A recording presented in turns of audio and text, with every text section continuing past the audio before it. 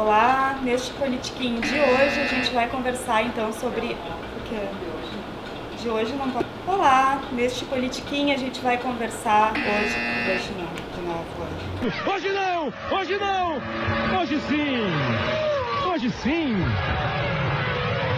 É inacreditável.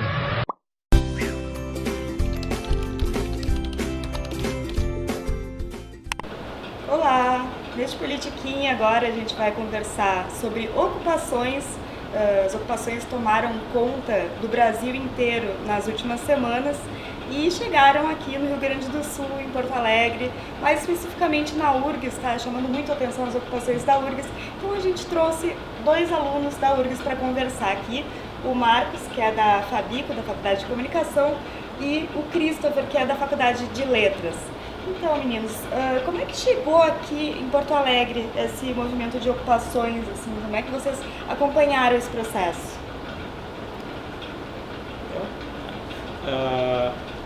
Então, o movimento ele começou não agora, ele começou já tem um tempo com a ocupação dos secundaristas, que eles estavam fazendo a ocupação do ensino médio e tudo mais. E ele foi crescendo, e à medida que ele cresceu, ele acabou atingindo a gente, ele acabou se tornando visível a gente. Quando surgiram os assuntos da MP e da PEC, que são coisas que nos afetam muito, que afetam todos nós que estamos inseridos na sociedade, a gente acabou abrindo um espaço de debate dentro do curso. Mas na Letras foi o primeiro lugar aqui da URGS que ocupou, né? Exatamente. Por quê? A gente entende que talvez pelo fato de a gente ter muitos dos alunos estudando licenciatura, a gente tenha se sentido mais tocado por essa questão, principalmente a questão da reforma do ensino médio. Então, a gente achou necessário fazer primeiro uma aula pública de formação a respeito do assunto, para entender mesmo como isso ia nos afetar. E depois a gente chamou uma assembleia para definir medidas que a Letras tomaria a respeito disso. Nessa assembleia foi quase que unanimemente discutido a questão da ocupação, foi posto para votação e a partir daí a gente ocupou o prédio de aulas e esse movimento só se espalhou para a URGS a partir de então. E o que vocês estão fazendo nas ocupações para conversar sobre a PEC? Acredito que muita gente nem soubesse no início, pelo menos, o que era a PEC ou a reforma do ensino médio. Então, a gente está tendo até agora, mas principalmente no início, nós tivemos um período de formação no qual nós consultamos pessoas do direito, pessoas da economia, pessoas entre nós mesmo que tinham mais informações sobre o assunto, para justamente difundir o conhecimento sobre esses dois assuntos principais dentro da comunidade da Letras.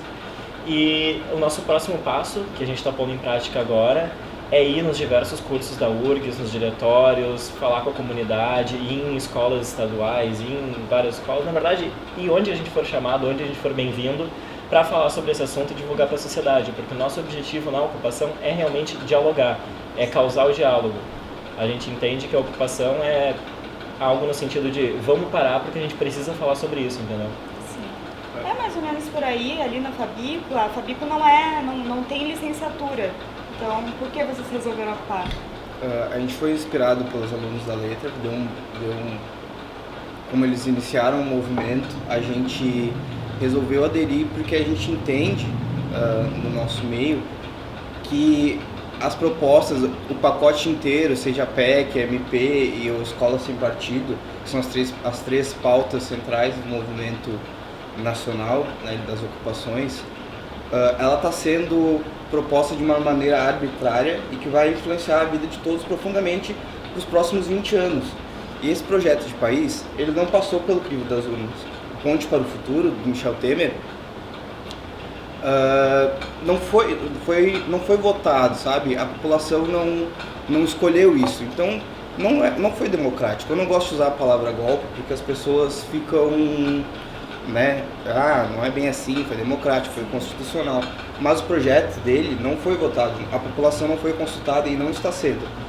Dada a velocidade de que isso está para ser aprovado, sem o mínimo de diálogo com a população, a ocupação foi a medida urgente que a gente viu para tentar expandir esse debate e criar uma consciência social a respeito de tudo isso que está acontecendo. Sim. pra gente fazer uma reflexão. Pois é, o presidente Michel Temer, ele até andou falando, né, sobre como a maioria dos estudantes talvez nem soubesse o que é PEC. Vocês concordam com isso? O que vocês acham dessa colocação? Então, talvez tenha um fundo de verdade. Mas o que a gente está propondo com a ocupação? Levar esse conhecimento adiante. A população precisa saber o que é PEC e precisa saber o que essa PEC vai implicar na sua vida para os próximos 20 anos. 20 anos não é um prazo, não é curto prazo, dada a relevância e os impactos que isso pode causar, né? Eu concordo em gênero, número e grau com o Michel Temer nesse sentido. Acho que a maioria dos estudantes não sabe o que é uma PEC. E eles não sabem o que é uma PEC num ensino que já tem filosofia, sociologia, história, português. Imagina num ensino que não tem esse tipo de coisa e que não dá acesso aos alunos a esse tipo de reflexão. Então, se eles não sabem hoje tendo esse tipo de acesso, eu imagino daqui a 20 anos com o projeto que ele quer implantar. Pois é uma coisa, é uma questão. E eu ando acompanhando um pouco, né, as notícias sobre as ocupações e tudo, e eu tenho percebido que há muitas denúncias sobre movimentos contrários, tem até o movimento do Desocupa ali que está criando uma certa tensão. Como é que está essa relação com as pessoas que talvez, pelo menos em um primeiro momento, não concordem com a ocupação? Eu acredito que isso é normal do processo democrático, né? A partir do momento em que vai ter um determinado número de pessoas defendendo um posicionamento diante de uma nova política, vai ter as pessoas que vão fazer essa oposição. Até aí tudo bem, desde que não se utilize formas violentas e, né, para fazer esse enfrentamento. O nosso posicionamento é que a gente defende que o nosso mês ou o nosso semestre a gente pode fazer de novo no ano que vem, se fosse o caso, né? Não é o caso porque a comunidade acadêmica, os professores e as direções geralmente eles estão apoiando, assim, está rolando uma articulação nesse sentido, de um apoio. E a prioridade é discutir essa nova proposta no momento, né? E é importante ressaltar que essas pessoas que não concordam, eles foram convidados para o debate, eles foram convidados para o diálogo antes da instauração dessas ocupações. Todas as pessoas de todos os cursos foram avisadas a respeito das assembleias que iam deliberar a respeito de ocupação no seu curso e foram convidadas a participar e opinar. Se elas não fizeram isso, se elas não se manifestaram, não se fizeram presente, foi uma escolha delas. Não pode ser usado como argumento que uma porção grande da comunidade acadêmica, por exemplo, escolheu não participar e por isso não é legítimo.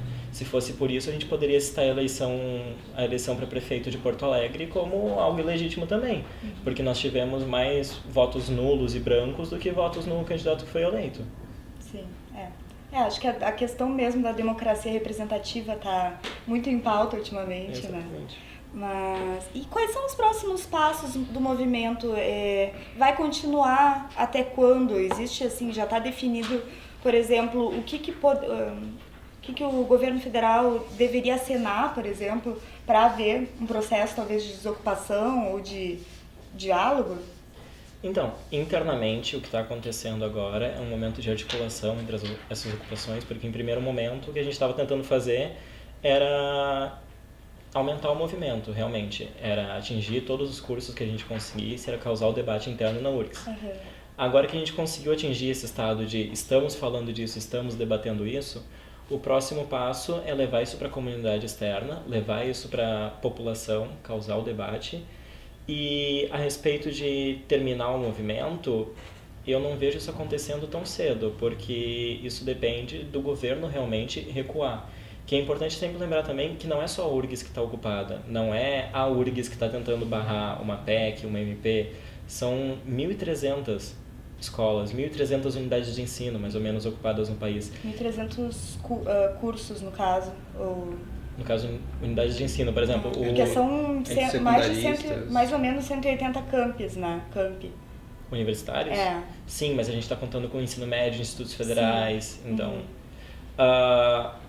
Eu não tenho certeza da fonte dessa informação, mas ontem chegou aos meus ouvidos que, no momento, a gente é o maior movimento estudantil do planeta acontecendo. Então, isso tem um peso, sabe? Só que uma coisa triste de ver é que não está sendo divulgado por grande parte das mídias. Muitas mídias só começaram a divulgar a partir do momento que surgiu essa oposição, como tu disse, por exemplo, o Desocupa, e começaram a divulgação pelo Desocupa, não se preocuparam em falar da onde que surgiu, por que que surgiu. Começaram com uma ênfase do tipo, estão atrapalhando os alunos, não estão deixando os alunos ter aula, e não se preocuparam em falar que teve todo um debate e que foi uma escolha dos alunos não ter aula. Talvez uma coisa que muitos tenham que aprender. Acho que todo mundo cresce com a democracia. Então, estamos chegando ao fim de mais um Politiquim. Agora vamos acompanhar nos próximos dias os desencadeamentos das ocupações.